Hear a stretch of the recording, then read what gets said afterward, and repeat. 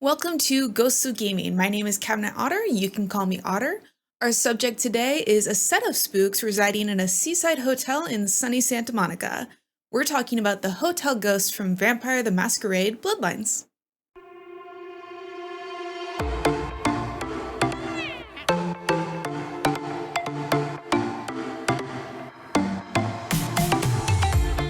Here's how this is going to work. We're going to talk a little bit about the game in general and how the player comes to meet the ghosties. Then, once we get to know the spooks themselves a little bit, we're going to rate them in each of our 4 haunter categories to see where they stack up, from empty sheet to splendid spirit. Let's dive in. Hitting pause for just 1 second, let's talk for a minute about spoilers. We're not going to give spoilers about the overall game plot, but certainly about this mission as it relates to the spooks. So if you want to play through it cold first, which for this one I absolutely recommend, go ahead, hit pause, do that now, and then come back and watch the rest of the video. Vampire the Masquerade is a tabletop role-playing game universe that premiered in the early 1990s. It has a unique and compellingly deep world of lore that revolves around vampires operating in a modern setting. In the early 2000s, Vampire the Masquerade took a leap from tabletop to video game, first in Vampire the Masquerade Redemption in 2000, which was followed by Vampire the Masquerade Bloodlines in 2004. Bloodlines has developed a cult-like following since release due to its unique storytelling, unforgettable NPCs, and the ability for the player to assume the role of a vampire in the gritty, dark, modern setting. While questing through the game, the main focus is on a power struggle between the various vampire clans. The player is a new vampire fledgling who is trying to find their place in this world, starting with running errands for various powerful leaders within the blood-drinking community. It's here in this very first chapter, when the fledgling is just finding their feet in Santa Monica, that we're treated to the quest, The Ghost Haunts at Midnight.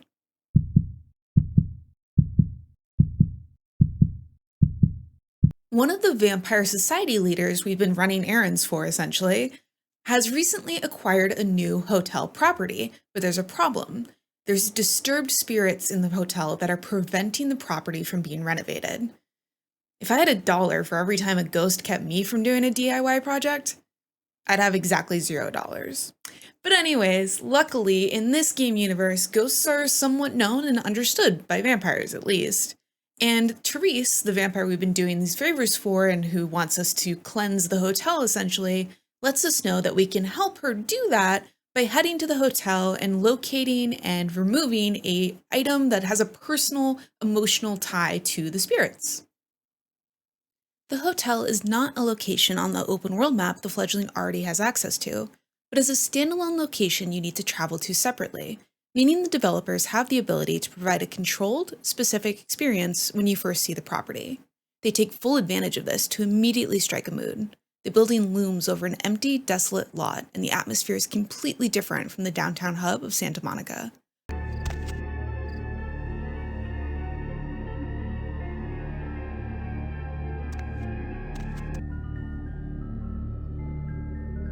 Before you even get inside the hotel, you're given a quick preview taste of what's in store.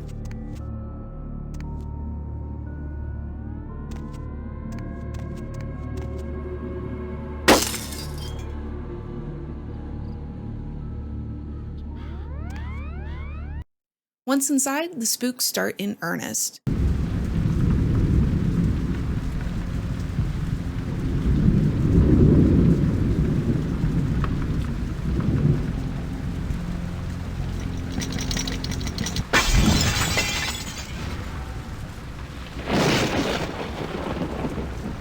The fledgling makes their way through the hotel to learn the story of the spirits in residence, and is almost immediately plunged into the basement, where you're treated to a vision of a woman in white fleeing in terror down the hallway away from an invisible pursuer.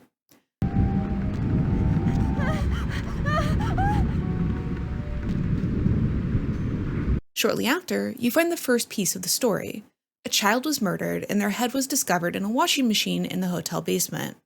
The helpful spirit, presumably the woman you saw fleeing moments before, placed the key to the boiler room in said washing machine.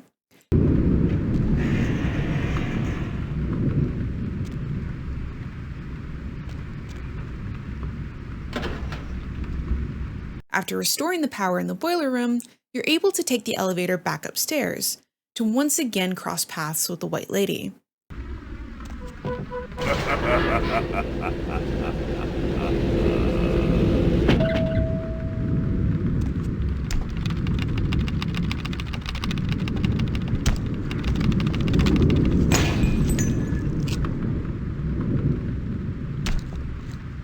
I love the way she just hangs there, waiting for you.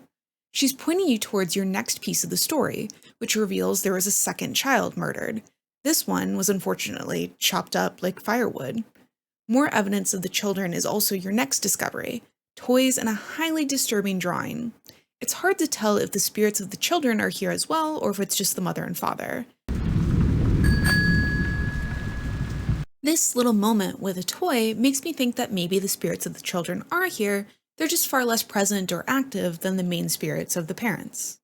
The next room is my favorite in the entire mission.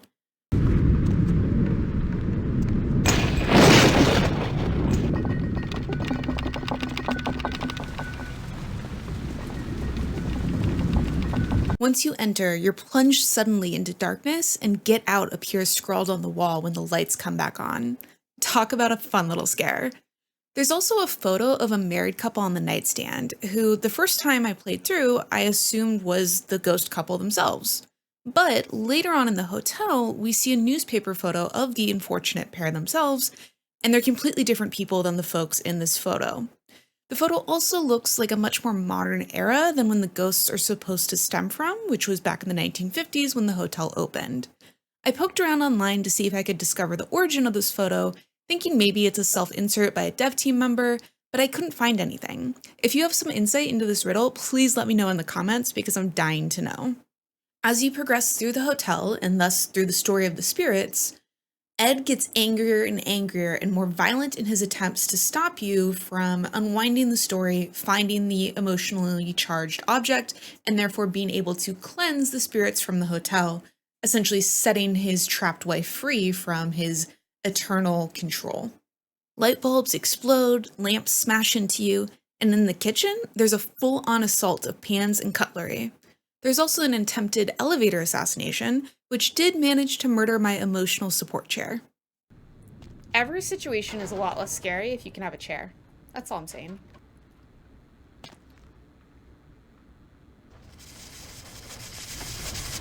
Chair!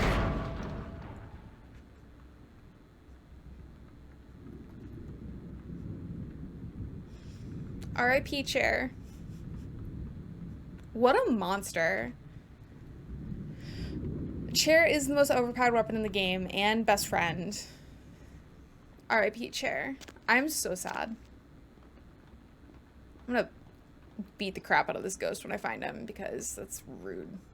You find a diary that tells the story from the perspective of the mother, which shares that her husband, Ed, became obsessed with a locket that her mother had given to her. He became convinced it was actually a gift from another lover, and eventually this obsession leads to a complete descent into madness, culminating with him murdering the entire family. The reason given for him killing his wife is that they can be together forever and he can possess her internally rather than letting her go off to this other imaginary lover. Through newspaper clippings, we also know that after the murders, a blazing fire destroyed large portions of the property, and it's implied that Ed set this fire either intentionally or accidentally. We eventually encounter the ghost of that fire, which is a nice touch. We recover the locket, and upon turning it over to Therese, our game journal lets us know that Therese can now cleanse the spirits, allowing them to move on, freeing the trapped woman.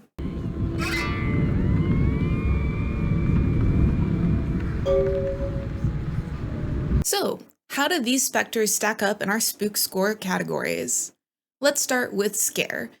While the atmosphere is definitely really creepy and it doesn't over-rely on jump scares, it's just not that scary of a mission. Maybe it's because you aren't really alone. There's this helpful spirit who's guiding you along the way in addition to the spirit who's out to get you. Also, the main evil spirit, I'll say, isn't the type that actually really personally scares me. I always find vengeful female ghosts or creepy kid ghosts a lot scarier than dudes with an axe. I don't know why, personal taste. So it just isn't that scary. I'm a gigantic coward who is terrified of ghosts, and I slept like a baby after playing this mission.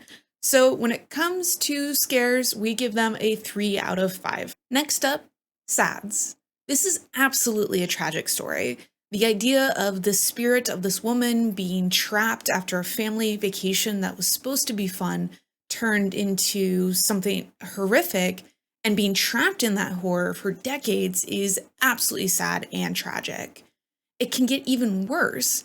If you accidentally give the pendant to Jeanette, Teresa's sister, like I accidentally stupidly did on my first playthrough, Jeanette just chucks the pendant in the ocean, meaning that the spirits trapped in the hotel can never be freed, and the woman in white is doomed forever to linger with her husband's evil spirit. So definitely really sad, solid 4 out of 5. Next up is style. When we talked about the scares category, we mentioned atmosphere, and boy does this place have it in spades. What I want from a haunted house isn't constant jump scares with ghosties popping up into my face. I want a slow building of dread and just constantly feeling like things are just getting a little bit creepier every step you take. And certainly this mission accomplishes that. Yeah, there's lamps getting chucked at you and light bulbs exploding, but those aren't really jump scares. It's more just a growing sense that the spirit is getting angrier and angrier the more you progress, which really gives you a sense of danger and evolving dread. So definitely, absolutely everything I want in a hotel, and a haunted hotel, no less. So it gets a perfect score, 5 out of 5 from me on style. Next up is substance. Let's talk about the story behind the spooks. This one is really satisfying. You basically uncover the whole tragic history step by step, piece by piece, including first-person accounts from the woman in white, which is one of my favorite components that a ghost story can have. Getting that first-person view from someone who was there. Really love that addition. There are a couple things, though, that let me down a little bit. First of all is the big question. Was Ed just deranged and kind of unbalanced? Or was the locket somehow cursed or evil, and that's what set his jealousy from normal kind of everyday meh, emotional not greatness into full-on delusion, murdering your whole family, not goodness? I know every ghost story should have a little bit of mystery left. You don't want everything explained because that takes the fun out of it. But this is just a little bit too much of a lingering question for me. Tell me it is the locket, but don't tell me how the evil curse on it works or where it came from. Tell me it's Ed, and just don't tell me why he totally lost it or why the locket was the inciting factor. But tell me which one it is, please. I don't need this much of a question left over. I just want a little bit of mystery, but I want to know who to blame. Not sure why, but that's what I want. I also wanted a little bit more of a twist. The whole axe-murdering husband in a hotel is obviously a love letter to The Shining, but I wanted more of a twist, like if the mother was actually the killer the whole time, which was what I was rooting for, but didn't come to fruition. So just a little bit of something extra and a little bit more explanation on the cause, and this would have gotten a perfect score for me, but as it is, I'm going to give it a still very solid 4 out of 5.